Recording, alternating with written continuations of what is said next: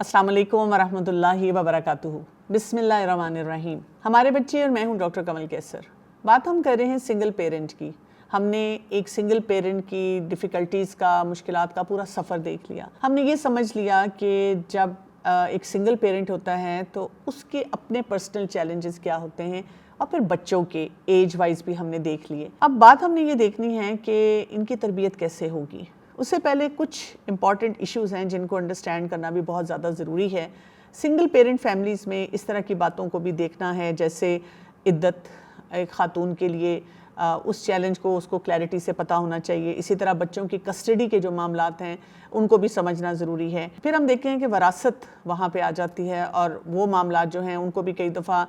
बिल्कुल लपेट दिया जाता है कि अब ये बेवा है या ये सिंगल पेरेंट है या तलाक हो चुकी है इसकी, तो अब इसको क्यों इसके बच्चे का कोई राइट जो है वो दिया जाए। तो सोसाइटी में ये सेंसिटिविटी होनी चाहिए कि इन मामलात में उस खातून की मदद करें। इसी तरह से अगर उसको कोई फाइनेंशियल डिफ़िकल्टीज़ आती हैं तो वो क्या करे, और दोबारा शादी का जो सिलसिला है उसको भी देखना चाहिए। सो इद्दत के लिए हमें बहुत क्लैरिटी से बता दिया गया है कि अगर एक खातून हामला होती है तो जब तक उसका हमल जो है वो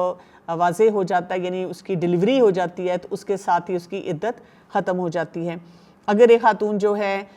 उसका वो प्रेग्नेंट नहीं है, हामला नहीं है, और उसका एक रेगुलर साइकिल चल रहा है, तो फिर उसकी इद्दत जो होती है तलाक की सूरत में 3 साइकिल है। और अगर उसका जो मंथली साइकिल है या तो ख़त्म हो चुका है या रेगुलर नहीं है तो फिर वो 3 महीने हैं। और एक बेवा की इद्दत जो होती है वो 4 महीने 10 दिन है। फिर हम इसके बाद अगर देखें कि लीगली जो हमें हमारा दीन बताता है कि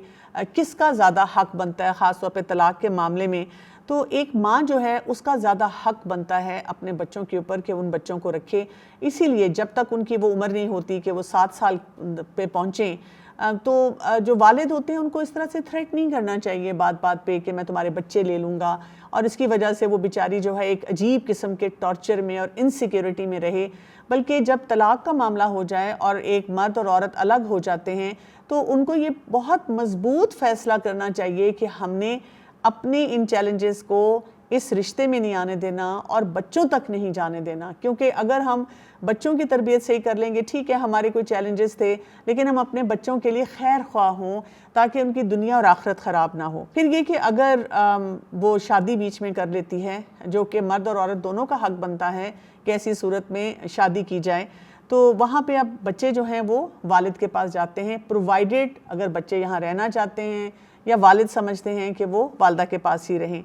और जब उनकी वो उम्र पहुंच जाती है कि वो 7 साल 8 साल के हो जाते हैं, तो अब क्या है, अब वहाँ पर उनसे बच्चों से पूछा जाता है कि वो किसके साथ रहना चाहते हैं। अगर वो कहते हैं कि वो वालदा के साथ रहना चाहते हैं तो उनको वहाँ पे रहने दिया जाए, और अगर वो वालिद के पास जाना चाहते हैं तो वालदा को खुशी खुशी उनको दे देना चाहिए। एक्चुअली प्रॉब्लम हमारे यहाँ पे सोसाइटीज़ में ये होती है कि हम क्योंकि आपस में उनके दरमियान शौहर और बीवी यानी जो झगड़ रहे हैं, परेशान हैं, और वो एक दूसरे के साथ वैसे ही बहुत ज़्यादा उलझे हुए हैं, और अब जब तलाक का मामला होता है तो हम बदला लेने पे आ जाते हैं। जब हमारी मेंटेलिटी ये बन जाती है कि मैंने दूसरे इंसान को नुकसान पहुंचाना है, तो उसकी वजह से फिर जो हम फैसले कर रहे होते हैं उसमें बच्चों के लिए बहुत बदअमनी आ जाती है और बहुत परेशानी आ जाती है।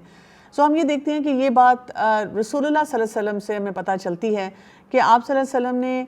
जो है एक औरत को यही कहा था कि बच्चे के लिए वो ज़्यादा हकदार है कि वो बच्चा उसके पास रहे। तो इसीलिए हमने माँ को तंग नहीं करना, माँ के साथ ज़्यादती नहीं करनी, और ये देखना है कि हमारे बच्चों की तरबियत जो है वो सही जो वो तरीक़े हैं उससे होती रहे। थोड़ा सा आगे बढ़ते हैं और देखते हैं कि अब इन बच्चों की तरबियत कैसे की जाएगी, यानी कि सिंगल पेरेंट जो है वो कैसे तरबियत करेगा। यहाँ पे मेरे सामने सूरह अल-बकरा की आयत नंबर 216 है, जिसमें अल्लाह सुब्हानहू व तआला फरमाते हैं व असा अन तुहिब्बु शैअन व हुवा शर्रुल लकुम वल्लाहु यअलमु व अंतुम ला तअलमून। यानी कोई चीज़ हो सकता है कि तुम्हें बुरी लगे, तुम्हें कराहत आए उससे, लेकिन उसमें तुम्हारे लिए कोई खैर अल्लाह ने रखा हो, और कोई चीज़ तुम्हें बहुत अच्छी लगती हो लेकिन उसमें तुम्हारे लिए खैर ना हो, अल्लाह ताला ज़्यादा जानता है, हम नहीं ये बात जानते। यानी ये एक बहुत इंपॉर्टेंट फार्मूला है पूरी ज़िंदगी के लिए, और ख़ास तौर पे जब आपको लगता है कि आप अकेले हैं और आपने ही सारे मामलात को लेके चलना है। तो सबसे पहला मरहला जो तरबियत का आता है वो मैं समझती हूँ कि वो है जब आपने अपने बच्चों को बताना है, یعنی اگر یہ لاس ہو چکا ہے آپ کی زندگی میں تو آپ اپنے بچوں کو کس طرح سے یہ نیوز بریک کریں گے، یہ ایک امپورٹنٹ مرحلہ ہوتا ہے۔ سب سے پہلی بات تو یہ کہ ہمیں بچوں کے ساتھ بہت آنیسٹ ہونا چاہیے۔ میں نے اپنے اتنے سالوں کے تجربے میں ایسے بھی دیکھا ہے کہ ایک والد ہیں، وہ باہر کسی ملک میں گئے ہیں اور وہاں پہ کمائی کے لیے گئے ہیں، وہاں پہ ان کا کوئی ایکسیڈنٹ ہو گیا اور اس کی وجہ سے ان کی ڈیتھ ہو گئی، اور یہاں پہ رہنے والی فیملی نے ان بچوں کو نہیں بتایا، سال ہر سال تک ان بچوں کو نہیں پتا تھا کہ ان کے والد جو ہیں اب دنیا میں نہیں رہے ہیں۔ اور آپ دیکھیں کہ ان بچوں کے بیہیویئرز بہت ایب نارمل ہونا شروع ہو گئے، اور جب انہوں نے آ کے پھر مجھ سے بات کی کہ ہمارے بچے اس طرح کے بیہیویئر دے رہے ہیں، جب تھوڑا سا میں نے اس میں ایکسپلور کیا تو وجہ یہ سمجھ آئی کہ بچوں کو نہیں بتایا گیا کہ ان کے والد اب اس دنیا میں نہیں ہیں۔ ہمیشہ یہ بہانے کیے گئے، بابا کا فون آیا تھا، آپ سو رہے تھے، اب یہاں پہ بابا نے یہ چیزیں بھیجی ہیں، اب یہ اس طرح ہو رہا ہے، حالانکہ بچوں کو انڈائریکٹلی کہیں نہ کہیں سے یہ انڈیکیشن مل رہا تھا کہ our father is no more۔ تو یہ بات بہت امپورٹنٹ ہے کہ ہم نے جو بات بھی بچوں کو بتانی ہے بہت سچائی کے ساتھ، یعنی اللہ تعالیٰ کو حاضر ناظر رکھ کے بتانی ہے۔ اور یہی مسئلہ ہم دیکھتے ہیں کہ طلاق میں بھی آ جاتا ہے کہ جب ہم ایک دوسرے کے اوپر کیچڑ اچھالنا شروع کر دیتے ہیں بچے کے سامنے، یا بچوں کو الزام دیتے ہیں کہ تم لوگوں کے مسئلوں کی وجہ سے دیکھو ہمیں الگ ہونا پڑ رہا ہے۔ دوسرا یہ کہ بچے، جب آپ بچوں سے کوئی بھی بات کریں گے تو بچے آپ سے سوال ضرور پوچھیں گے، بچے کچھ جواب چاہیں گے، کچھ وضاحتیں چاہیں گے، وہ آپ کو دینے کے لیے تیار ہونا چاہیے۔ پھر یہ کہ آپ نے بچوں کی ایموشنل سپیس کو بھی آپ نے رسپیکٹ کرنا ہے۔ اگر بچہ رو رہا ہے، بچہ پریشان ہے، بچہ کہتا ہے ہمارے ساتھ ایسے کیوں ہوا، تو آپ نے ان کو کیسے دلاسا دینا ہے، کیسے ان کی عمر کے مطابق ان کو کوئی بات سمجھانی ہے، اور آپ نے کس طرح سے ماڈلنگ کرنی ہے کہ آپ اللہ تعالیٰ کی اس رضا پہ راضی ہیں، یعنی آپ نے کوئی ناشکری کا رویہ جو ہے وہ اختیار نہیں کرنا ہے۔ اب ٹپیکلی اگر ہم دیکھیں کہ بات کیسے کی جا سکتی ہے، جیسے آپ دیکھیں کہ تو ٹپیکلی ہم بچے سے کیسے بات کر سکتے ہیں، جیسے اگر کسی پیرنٹ کی ڈیتھ ہو گئی ہے تو ہم ان کو بتا سکتے ہیں کہ بیٹا جب بھی کوئی دنیا سے چلا جاتا ہے تو ہم کیا پڑھتے ہیں، انا للہ و انا الیہ راجعون، کہ ہم اللہ ہی کی طرف سے ہیں اور اللہ ہی کی طرف لوٹ کر ہم سب کو جانا ہے۔ تو یہ بات ہم جب بول رہے ہیں تو آج آپ کے والد یا آپ کی والدہ اس دنیا سے چلے گئے ہیں، اور کچھ عرصے بعد ہم نے بھی چلے جانا ہے، اور انشاءاللہ یہ دنیا تو ویسے ہی ٹیمپریری ہے، یہاں پہ سب نے چلے جانا ہے، کسی نے جلدی کسی نے بعد میں، اور یہ نہیں ہو سکتا کہ اگر اللہ تعالیٰ نے ہم سے ایک ہمارے پیارے کو اس دنیا سے لے لیا ہے، وہ چلا گیا ہے، تو اللہ تعالیٰ ہمیں اکیلا چھوڑیں گے۔ ہمیں بس اس یقین کے ساتھ اپنے دکھ کو سمیٹنا ہے، اور آئی ڈو انڈرسٹینڈ کہ جس طرح میں بہت تکلیف میں ہوں، پین میں ہوں، آپ اس وقت بہت پین میں ہیں، بہت تکلیف میں ہیں، لیکن یہی وہ موقع ہے جہاں پہ ہم نے اپنے رب سے کوئی شکوہ نہیں کرنا۔ اسی طرح اگر طلاق کا معاملہ ہو تو تب بھی ہم بچوں کو بہت اچھی طرح سے بتا سکتے ہیں کہ بیٹا جب اللہ کا حکم ہوتا ہے تو ایک مرد اور ایک عورت اس رشتے میں بنتے ہیں جس کو نکاح کہا جاتا ہے، اور پھر ان کی اولاد ہوتی ہے اور وہ اپنی اولاد کی پرورش کرنے کی بہترین طور پہ کوشش کرتے ہیں۔ لیکن اگر ان کو یہ لگے کہ کسی بھی وجہ سے ان کے درمیان کچھ ایسے اختلافات ہو رہے ہیں جس سے ان کے لڑائی جھگڑے زیادہ ہو رہے ہیں، تو اللہ تعالیٰ نے یہ گنجائش رکھی ہے کہ بجائے اس کے کہ وہ لڑتے جھگڑتے رہیں، وہ الگ ہو جائیں، اور جب وہ الگ ہوں گے تو بچوں کے لیے وہ ماما بابا ہی رہیں گے، اور وہ ساری زندگی اپنا رول جو ہے اس کو ادا کریں گے، لیکن اب بچوں کو اپنی ماما کے پاس رہنا ہوگا، اور بابا جو ہیں ان سے وہ کبھی کبھار ملیں گے، جو بھی طریقہ کار اس کا جو ہے وہ تعین کیا جائے گا، اور اس میں بھی یہ بتایا جائے کہ یہ اللہ کی طرف سے فیصلہ ہوتا ہے، اور بجائے اس کے کہ ہم ساتھ رہ کر بہت زیادہ مشکلات میں رہیں، بہتر ہوتا ہے کہ ہم الگ رہ کر آسانی سے اپنے معاملات کو بہتر بنا لیں۔ تو آپ دیکھیں کہ جب ہم اس قسم کی بات بچوں سے کرتے ہیں، ٹھیک ہے بچوں کو وقتی طور پہ بہت تکلیف ہوتی ہے کیونکہ یہ معاملہ آسان نہیں ہوتا، لیکن بچہ سنبھل جاتا ہے، اور مجھے ہمیشہ یہ لگتا ہے کہ یہاں پر ہم پھر اللہ تعالیٰ سے وہ جو ایک شکوے کی کیفیت نہیں پیدا ہو جاتی دل میں اور رنجشیں ہوتی ہیں، ہم ان کو ختم کر دیتے ہیں۔ ہم بچوں کو تقدیر پہ یقین دلاتے ہیں کہ یہ سارے فیصلے اللہ تعالیٰ کی طرف سے ہوتے ہیں اور ان میں ضرور ہمارے لیے کوئی خیر ہوتی ہے، ہم فوراً شاید اس خیر تک نہ پہنچ سکیں اپنے دکھ اور پریشانی کی وجہ سے، لیکن جب ہم اللہ تعالیٰ سے اپنا تعلق مضبوط کرتے ہیں تو اس میں جو خیر ہوتی ہے وہ ہمیں نظر بھی آنا شروع ہو جاتی ہے۔ تو بچوں کی جو سفرنگ ہوتی ہے اس میں ہم بچوں کو کیسے ہیلپ کر سکتے ہیں اگر ہم ان کی تربیت کرنا چاہ رہے ہوتے ہیں. ایک تو یہ ہے کہ ہم نے بچوں سے کوئی بھی سیکریٹس نہیں رکھنے, یعنی بچوں کو کبھی یہ انسیکیورٹی نہیں ہونی چاہیے کہ شاید میرے والدین نے مجھ سے کوئی بات چھپائی ہوئی ہے. اسی طرح سے بچوں کی زندگی میں ہم انوالوڈ رہیں, یہ نہ ہو کہ ہم اپنے دکھوں میں, اپنی پریشانیوں میں, اپنی سٹرگلز میں اتنے بزی ہو جائیں کہ ہم بچوں کو ٹائم نہ دے سکیں. بچوں کی ہمیں ایک ہیلدی روٹین بنانی ہوگی جو کہ سنت کے مطابق ہو. اسی طرح سے ہم نے آپس میں فیصلے کرنے ہوں گے, خاص طور پہ طلاق کے معاملے میں, کہ ہماری کوئی اگلی ڈسپیوٹس نہ ہوں. ضرور ایک شوہر کو اور ایک بیوی کو یہ خیال رکھنا ہے, جو کہ اب ایک دوسرے کے لیے ایکس ہو چکے ہوئے ہیں, کہ یہ جو ٹراما ہے ہمارے بچے تک نہیں جانا چاہیے,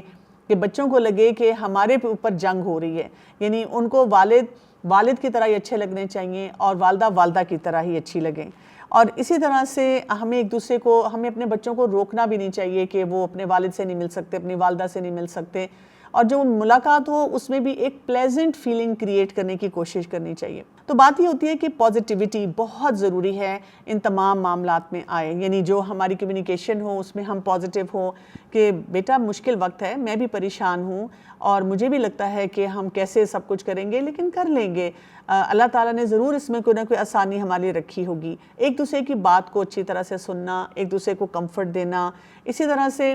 ایموشنز کا اظہار ہونا چاہیے, یعنی اگر کبھی آپ کو خود لگے کہ مجھے وہ وقت یاد آ رہا ہے, یا میں کسی چیز سے بہت ٹراماٹائزڈ ہوں, یا یہ چیز جو ہے میرے لیے پریشانی کا ذریعہ بن رہی ہے, تو بچوں کے سامنے ایک اچھے طریقے سے اظہار کرنا جس میں ناشکری نہ ہو, صبر کی کیفیت جو ہے وہ ہائی لائٹ ہو, اور بچوں کو بھی یہ سپیس دی جائے کہ بچے اپنے دکھوں کا اظہار کر سکیں. اسی طرح جو تبدیلیاں آئی ہیں ان کے بارے میں بچوں سے بات کرنا ایک پازیٹیو طریقے سے, کہ ہم ان تبدیلیوں کو کیسے انڈورس کریں گے, کیسے ہم آگے بڑھیں گے.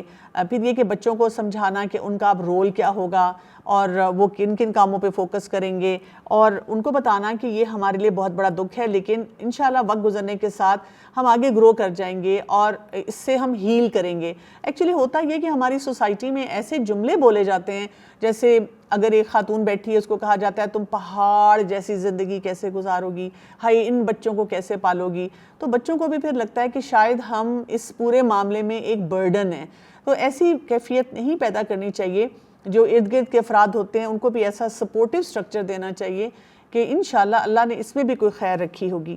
پھر اس کے بعد ہم دیکھتے ہیں کہ جس ایریے پہ کام کرنے کی ضرورت ہے وہ ہے اپنا دین, یعنی میرا قرآن کے ساتھ تعلق مضبوط ہونا چاہیے. یہ نہ ہو کہ میں کیونکہ اب ڈبل برڈن میں ہوں تو میں اپنی نمازوں پہ فوکس نہ کر سکوں, اللہ تعالیٰ کے ساتھ جو تعلق ہے جو قرآن کے ذریعے ہے اس پہ فوکس نہ کر سکوں, میری دعائیں نہ پیچھے رہ جائیں, اور میرا اپنا ڈسپلن, اپنی جو کنسسٹنسی ہے بہت سے معاملات میں, اور جہاں جہاں سے مجھے ایموشنل سپورٹ ملتی ہے وہ مجھے لینی ہے. اور یہی پھر پورا فارمولا میں نے اپنے بچوں کی زندگی میں بھی لے کر آنا ہے کہ میرے بچے جو ہیں وہ قرآن کے ساتھ ویل کنیکٹڈ ہوں, نماز سے اللہ کی مدد حاصل کریں, دعائیں ان کو مانگنی آتی ہوں, اس کے ساتھ ساتھ ان کی زندگی بھی بہت ڈسپلن کے ساتھ چل رہی ہو. پھر ہمیں اپنے بچوں کی زندگی میں بہت اچھے رول ماڈلز اور مربی لے کر آنے ہیں. یعنی اگر ایک والد سنگل پیرنٹ ہیں تو ان کو اپنی فیملی میں کچھ ایسی محرم خواتین کو ڈھونڈنا ہے جو کہ ان کے بچوں کے لیے اچھی رول ماڈل ہوں. ان کی والدہ ہو سکتی ہیں, ان کی بہنیں ہو سکتی ہیں. اسی طرح سے اگر یعنی ان کی وائف کی ڈیتھ ہوئی ہے تو ان کی فیملی میں کچھ افراد, ان کی نانی ہو سکتی ہیں, یا اور ایسی خواتین ہو سکتی ہیں جن کے ساتھ وہ بچے اٹیچ ہوں, اور وہاں سے ان کو ایک خاتون کی اچھی رول ماڈلنگ ملے. اور اسی طرح سے اگر ایک خاتون اکیلی ہیں تو ان کو بھی اپنی زندگی میں کچھ ایسے مرد رکھنے چاہیے جو کہ ان کے بچوں کے لیے صحیح رول ماڈل ہوں. خاص طور پہ آپ دیکھیں کہ جب طلاق کا معاملہ ہوتا ہے نا تو کچھ بچیاں جو ہوتی ہیں جب وہ دیکھتی ہیں کہ میرے والد نے میری والدہ کو چھوڑا تو ان کے اندر ایک بڑی نفرت آ جاتی ہے اور وہ میل فگر سے بہت متنفر ہوتی ہیں. تو ایسی صورت میں اگر ہم اچھے رول ماڈل لے کر آئیں کہ ٹھیک ہے بیٹا, فرض کرو اگر آپ کے والد تھے ایسے, انہوں نے کچھ مارا پیٹا, چیخے چلائے, یا ہمیں پوچھتے نہیں ہیں, تو تمام مرد ایسے نہیں ہوتے ہیں. یعنی ہم یہ نہ کریں کہ ایک اسٹیریوٹائپ کو کیری کریں اور اس کی وجہ سے کچھ غلط کانسیپٹ جو ہیں وہ اپنے اندر لے کر جائیں. اسی طرح جو ہماری اسلامک ہسٹری ہے اس میں سے ہم بہت سے رول ماڈلز بچوں کی زندگی میں لے کر آئیں. تو یہاں پہ ہمیں بہت سی پازیٹیو اسٹریٹجیز کے ساتھ چلنا ہوگا. ہمیں یہ دیکھنا ہوگا کہ ہم بچوں سے محبت کا اظہار کیسے کر رہے ہیں,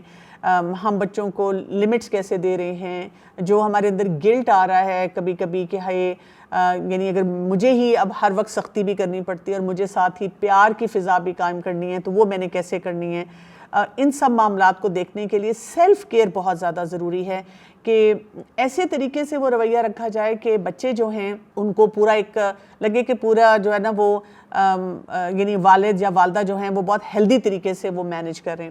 پھر سوسائٹی کا رول، جیسے ہم کہتے ہیں takes a whole village to raise a child, یعنی سوسائٹی کا رول کیا ہوگا کہ نیگیٹو باتیں نہ کی جائیں بچوں کے سامنے، بے چارگی کے ساتھ نہ ایسے بچوں کو دیکھا جائے.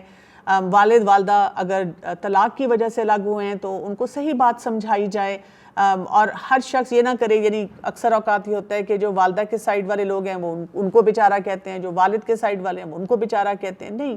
آپ کو اصولی طور پہ دیکھنا چاہیے کہ آپ کے جو بھی جھگڑے ہیں، جو بھی مسئلے ہیں، ان میں یہ بچے نہیں خراب ہونے چاہیے. پھر ہمارے پاس ایسا ماحول ہونا چاہیے کہ ہم سنگل پیرنٹ کو بھی ہر طرح کی سپورٹ دیں، کبھی کبھی ان کو بریک بھی دیں اور ان کو الاؤ کریں کہ اگر وہ پریشان ہیں تو اپنی پریشانیوں کا، جائز پریشانیوں کا اس طرح اظہار کر سکیں کہ ہم ان کی مدد کے لیے آئیں. کیونکہ ہم دیکھتے ہیں کہ ہمارے دین میں نا بیوہ کی اور یتیم کی بہت امپورٹنس بتائی گئی ہے. جیسے کہ ایک حدیث سے ہمیں کیا پتہ چلتا ہے، رسول اللہ صلی اللہ علیہ وسلم نے کیا فرمایا کہ جنت